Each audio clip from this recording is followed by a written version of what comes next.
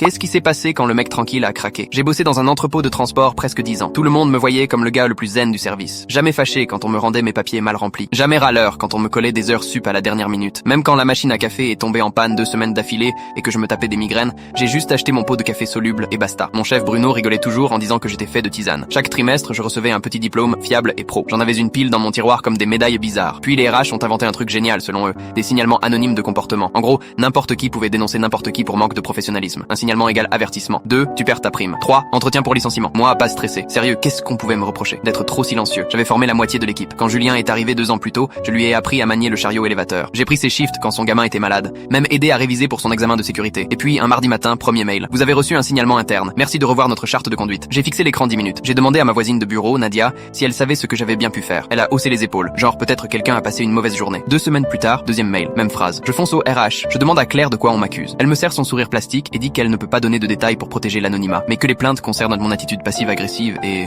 mon regard jugé hostile. Sérieux, j'ai éclaté de rire. Elle, sérieuse comme une statue, me dit de réfléchir à l'impact de mes comportements. 3e signalement 3 jours après. Merci de prendre rendez-vous avec les RH pour discuter de votre avenir dans l'entreprise. Là, j'imprime toutes mes évaluations de ces 8 années, toutes excellentes. Je rédige une réponse nickel, demande même à Nadia et 2 collègues d'écrire des témoignages disant que je suis toujours pro. Entretien fixé lundi. Claire prend ses notes, sourit, promet qu'ils vont étudier le dossier. Vendredi, j'apprends que la promotion qu'on me devait tombe à Julien. Et là, un déclic. Le week-end, je file acheter un petit dictaphone. Lundi, je le colle sous mon bureau. J'enregistre tout. Conversation, réunion, pause. Je tiens un carnet détaillé. 2 semaines à comparer les dates des mails de RH avec mes badges d'entrée et nos logs. Première plainte, juste après que j'ai corrigé une erreur de stock de Julien devant le chef. 2e, après qu'on m'a félicité en réunion pour avoir rattrapé une bourde de livraison de Julien. 3e, le jour même où il m'a demandé si je comptais postuler à la promo et que je lui ai dit oui. Je continue 1 semaine pour confirmer. Et là, jackpot. Julien se croit malin et balance à Nadia qu'il est en train de grimper sur le dos du mec zen pour avancer. Il lâche ça à mon bureau pendant que je suis soi-disant aux toilettes. Je ne l'ai pas confronté. Pas de cris, pas de scandale. J'ai passé mon week-end à tout classer. J'ai imprimé les mails de RH avec les dates, gravé les enregistrements sur CD avec les transcriptions, ajouté des captures d'écran où Julien se vantait sur Slack d'avoir nettoyé le chemin. Lundi matin, j'ai envoyé un dossier complet à Claire des RH, au directeur du département et au PDG. Mail pro, sans émotion, juste les faits.